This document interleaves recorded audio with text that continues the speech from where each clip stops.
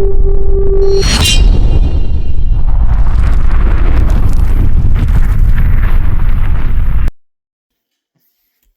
Leeds fans, welcome to Race 1918.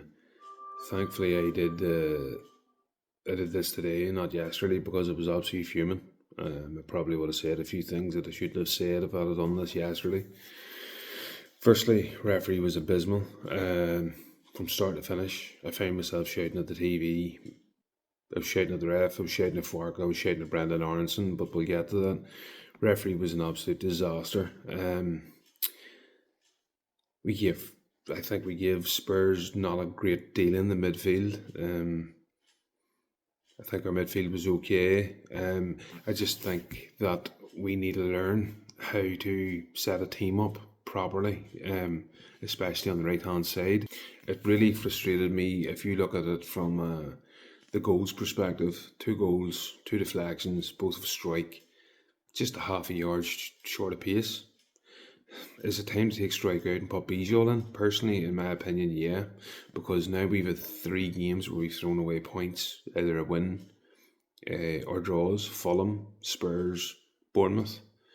I'm not saying they're directly his fault, but what I'm saying is strike has been a half a yard off both goals yesterday. And personally, I think sometimes the man runs through treacle. First goal, Matthias Tells shoots, deflects. The keeper has to do better. Keeper was poor. He was a hand out from the ball. Didn't react good enough or quick enough. Second, Matthias Tells. What the hell was Goodmanson doing? I think Longstaff for the first goal I think it was the first goal that he tries to chase it down. It was maybe the second. But Goodmanson, what were you doing in that second goal? It baffles me at times. But I digress. I'll get forward. I'll get moving with this anyway. We've played Spurs in the last 11 games. We've lost 9. That's an 82% failure rate. Just looking at it here now, they've scored 12 goals in that time. We scored 3. I said the other day, this is not the Spurs of 2 or 3 years ago, and it's not. We held them for the beating, which is the most frustrating thing. You know, coming from. If you look at it from 100 points in the best strike force in the league last season in the championship to where we are now, it's crazy. Like, we seem to dominate a wee bit more, and then Spurs hit us on the counter, which was scary because every time they went forward, they did seem like they could score a goal. Like, the amount of times they could have put it over the bar. Or the shot from outside the box, which, to be fair, was probably good defending in the end. But my good God, it was hard to not lose my shit, to be honest with you.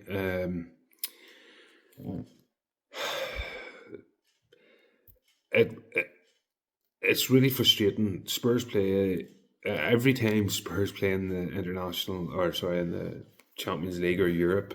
They always struggle when they come back, and this is the first one in 7 or 8 games that we've ended up throwing Spurs the points. And let's be honest, did they deserve them? Probably not. No, not in the strength of their performance. I don't think they were that great. I think we were the better team. Like, the thing is, let's talk about Daniel Farke, because he really frustrated me yesterday. Brendan Aronson setting up the team, first of all. We always knew the 10 out of the 11 were probably going to be who we saw yesterday.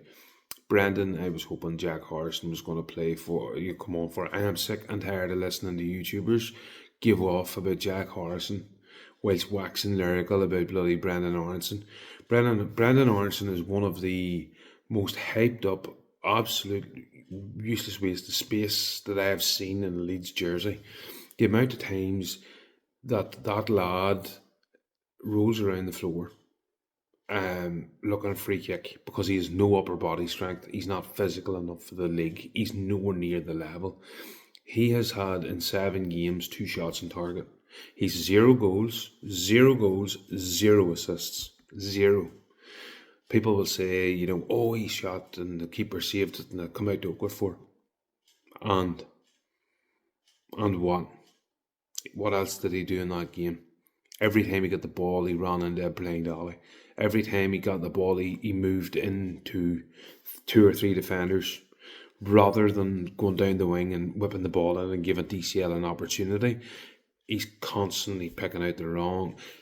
Instead of taking 1 to 2 touches, he's taking 6 and 7s. So he's given the defence an opportunity to get back in set. Brendan Orson, I said this before the game and I said now, he's nowhere near it. I've seen him 3 times yesterday fall over. And I'm going to read this. The first one happened in the 62nd minute. Chased the ball down the right and the legs went from under him. The second on the 68th, he tried to go into the midfield, arse over tit. And then the 75th minute, he's going forward, did the exact same. The amount of times that he's went down under challenges that were not physical, he's looking free kicks for everything. And that's fine, sometimes you get them. But sometimes when you have green in front of you, run into the fucking green. The problem is, he takes a touch and then he turns and then he does a swivel and then he turns and then he turns into a midfielder. Oh, he turns away from him and into a defender, and then all of a sudden the ball breaks down and they're away in a counter. The amount of times that the ball broke down because of Brandon, I'll be honest with you, I said this the last game we had as well. If you look at DCL, he always hovers towards Okafor's wing because he can mix it up with Okafor. He never comes to Brandon's wing. The amount of times Brandon was open and nobody passed to him because they don't trust him on the ball. The other thing is, if you look at Spurs and how they set up, no, especially at free kicks and corners, nobody's going to Brandon Aronson.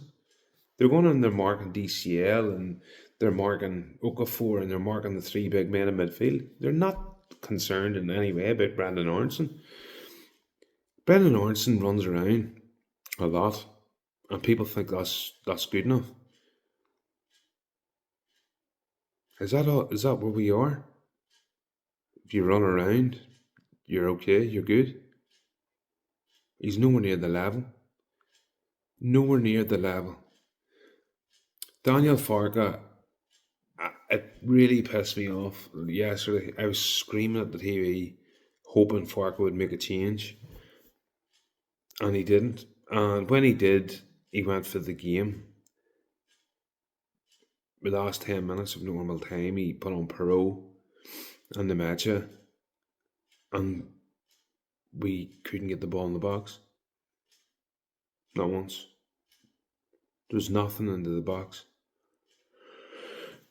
If you're going to go 3-4-3, that's fine. That's totally understandable if you go that way. But why the hell are the players not playing? Why are they playing it right at the back?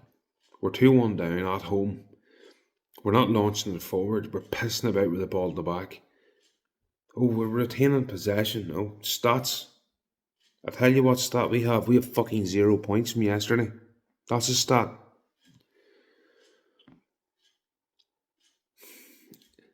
I don't get it. Farke's really. I'm trying my best not to lose it with the man. I said I support the man until I don't. And I do support him, of course I do. But the issue is, because my thought is, if you don't support the man, you're wishing the team to fail. I want Farke to succeed because if he succeeds, we succeed. The problem that I have is his tactical awareness and his decision making at times are horrendous. Like, he took off a Stack. But who had a fucking yellow card? Why not take him off? He took off Goodmanson. Goodmanson was making inroads down that left hand side. Brendan Aronson was. I need to stop harping on about Brendan, but he was so woeful.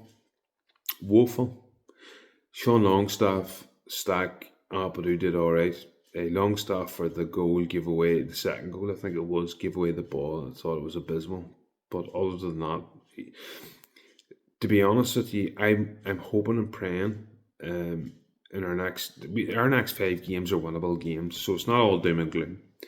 So I'm hoping Bijol comes in for strike, because to be honest with you, I think over a period of time, strike's just not good enough, you know. I think other than that, defensively, I'd like to think Bijal's better than him. Our midfield three are fine,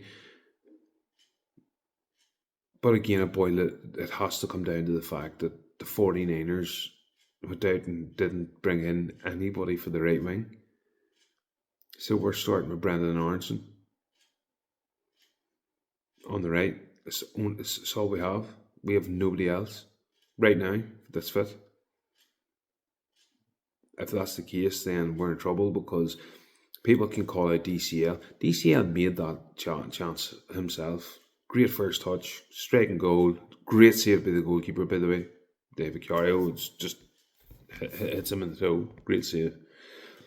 Name me one other big chance that was created for DCL. A couple of balls across the actual face of goal, but there was no big chances for DCL. His strength is in his headering. He can hold the ball up and bring people into play. Why were we not whipping balls in the box? Is it because Brandon can't cross a ball?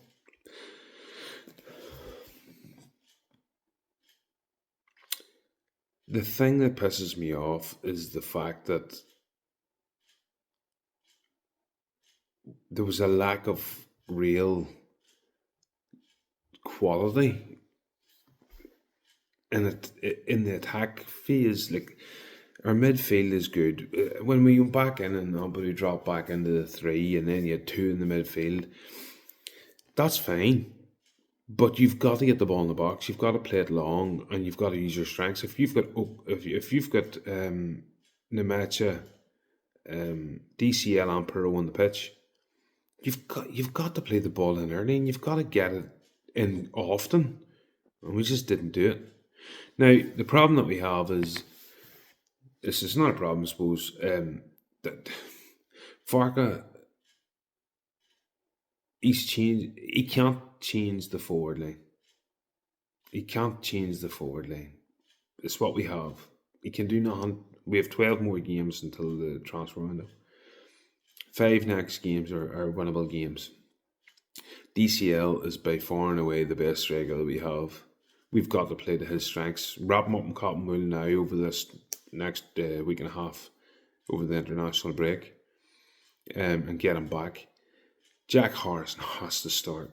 He has to start in the wing. Or Willie. Hopefully Willie's back. If Willie's back and he starts. Okafor, I thought Okafor was very good. He has to start in the wing too. The three midfielders. I'm happy with the midfield. It's just Farka's decision making at times. Like, what is he seeing that the fans don't see? And I know a lot of fans are going to turn around and be like, "Oh, you're blaming it all on Brandon." Yeah, fuck it, huh? I am. Yeah, I'm blaming it on Brandon. I'm blaming it on Farka, and you know what? I'm going to blame it on Strike. Strike twice. He's a half a yard short or a half a yard too slow. Second goalkeeper can't do anything about. First goalkeeper has to get there. Dardo has to do something about that. He just watched it go in. He's a hand away from it. He didn't. Did he try his best to get that ball? No, he didn't. But it took a bad deflection. And the fact of the matter is, if Strike's a half a yard quicker, that's a block. On both goals. On both goals. I just don't see what people see in Strike. I just don't see it.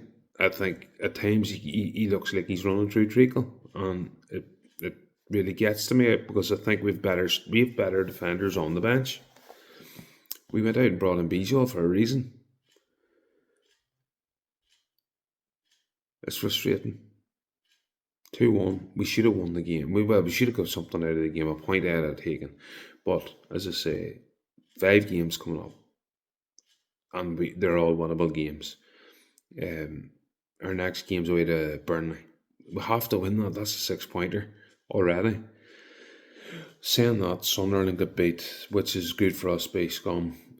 Which is good for us. There's a lot of games on today, which is we need all those games to go for us. And look, I know it's early days, but we have to keep an eye on that tail because we have 5 games that are winnable, and then after those 5 games of Man City, I believe it's Chelsea and Liverpool. Likelihood is 0 there out of those three. So the next 5, if we can get anything between 8 to 10 points in those 5 games, we're good. If we get 10 points, we're sitting at 18 points. We are definitely good.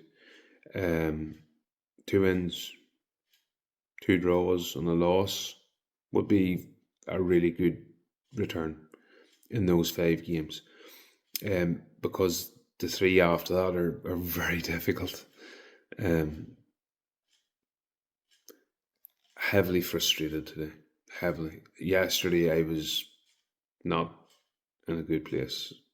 I'm just happy I didn't come on here yesterday, but I am sick and tired of listening to other people on social media. Some YouTubers calling out loving Brendan Aronson, calling out Jack Harrison. I'm just like, am I watching a different game? Every single game. Every single game. Am I watching something different to you?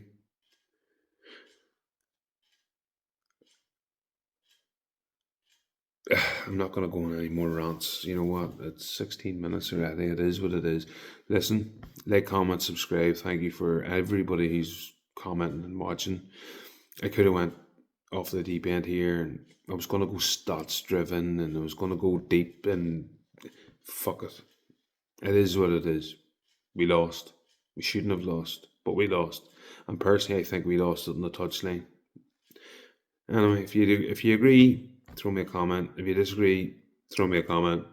It is what it is. I just hope we learn from our mistakes. Anyway, marching on together.